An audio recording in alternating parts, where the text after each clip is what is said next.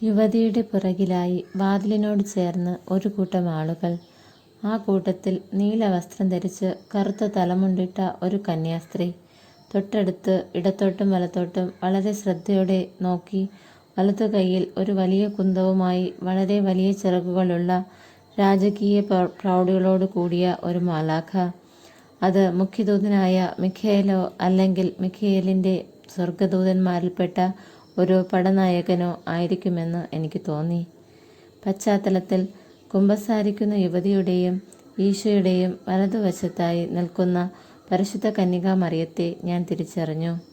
നിത്യസഹായ മാതാവിൻ്റെ രൂപത്തിലുള്ള മുദ്രകൾ പതിച്ച മുത്തിൻ്റെ നിറമുള്ള സിൽക്ക് മേലങ്കിയും കടുത്ത മഞ്ഞ നിറമുള്ള പുറംകുപ്പായവുമാണ് മാതാവ് ധരിച്ചിരുന്നത്.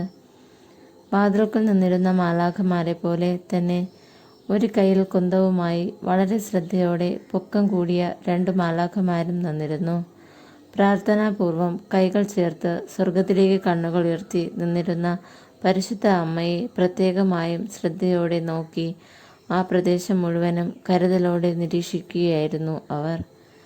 സുതാര്യരെന്ന് തോന്നിയ കൊച്ചു കൊച്ചു മാലാഖമാർ വരികയും പോവുകയും ചെയ്തുകൊണ്ടിരുന്നു. ഒരവസരത്തിൽ യുവതിയുടെ തലയിൽ നിന്നും കുറച്ചു മുകളിലായി കൈപ്പത്തി വരത്തക്ക വിധം കർത്താവ് തൻ്റെ വലത്തുകരം ഉയർത്തി.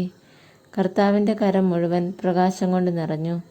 യുവതിയെ വളരെ ശോഭയോടെ രൂപാന്തരപ്പെടുത്തിക്കൊണ്ട് കർത്താവിൻ്റെ കയ്യിൽ നിന്നും സ്വർണ്ണരശ്മികൾ പുറത്തേക്ക് ഒഴുകി വന്നു.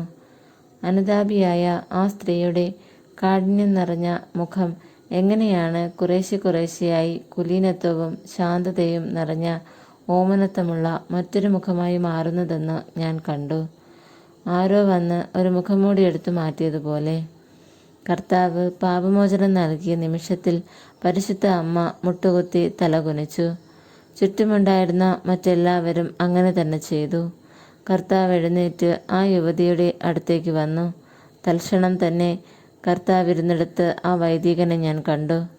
കർത്താവ് യുവതിയെ ആലിംഗനം ചെയ്ത് കവിളിൽ ചുംബിച്ചു. പിന്നീട് കർത്താവ് തിരിഞ്ഞു വൈദികനെയും ആലിംഗനം ചെയ്ത് ചുംബിച്ചു. പെട്ടെന്ന് വളരെ ശക്തമായ ഒരു പ്രകാശം കൊണ്ട് അവിടെ മുഴുവൻ നിറഞ്ഞു. അത് മുകളിലത്തെ തട്ടിലേക്ക് കയറി അപ്രത്യക്ഷമായി. പെട്ടെന്ന് എനിക്കുണ്ടായ ദർശനവും അവസാനിച്ചു. എൻ്റെ മുമ്പിൽ നിന്നും മാഞ്ഞുപോയ ഇടഭിത്തി വീണ്ടും പ്രത്യക്ഷപ്പെട്ടു. ഇപ്രകാരമുള്ള വളരെ പ്രത്യേകമായ ഒരു ദർശനം എനിക്ക് നൽകിയ ശേഷം കർത്താവ് എന്നോട് പറഞ്ഞു, എൻ്റെ പ്രിയ മക്കളായ നിങ്ങൾ ഒരു നല്ല കുമ്പസാരം നടത്തിയ ഒരാത്മാവ് എങ്ങനെയാണ് രൂപാന്തരപ്പെടുന്നത് എന്ന് മനസ്സിലാക്കിയിരുന്നെങ്കിൽ ചുറ്റുമുള്ളവർ ഈ ആത്മാവിനെ മുട്ടിന്മേൽ നിന്ന് സ്വീകരിക്കുമായിരുന്നു.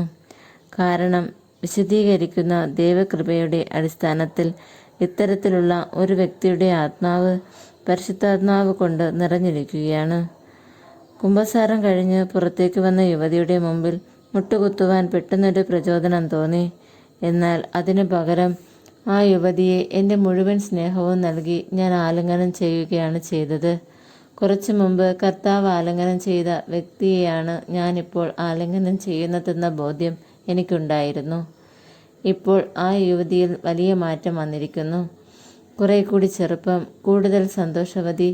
ഞാൻ ഈ അനുഭവം എൻ്റെ ആധ്യാത്മിക ഗുരുവുമായി പങ്കുവയ്ക്കുകയും പിന്നീട് ഞങ്ങൾ 2 പേരും കൂടി ദൈവത്തിന് നന്ദി പറഞ്ഞ് കുറച്ചു നേരം പ്രാർത്ഥിക്കുകയും ചെയ്തു. കരുണയുടെ കൂദാശിയായ അനുരഞ്ജനത്തിന് സമർപ്പിക്കുവാനായി ഞാൻ കണ്ടതെല്ലാം എഴുതി പ്രസിദ്ധീകരിക്കുന്നതിന് തയ്യാറാക്കുവാനായി ആ രാത്രി കർത്താവ് എന്നോട് ആവശ്യപ്പെട്ടു. അതിൻ്റെ ഫലമാണ് ഈ പുസ്തകം.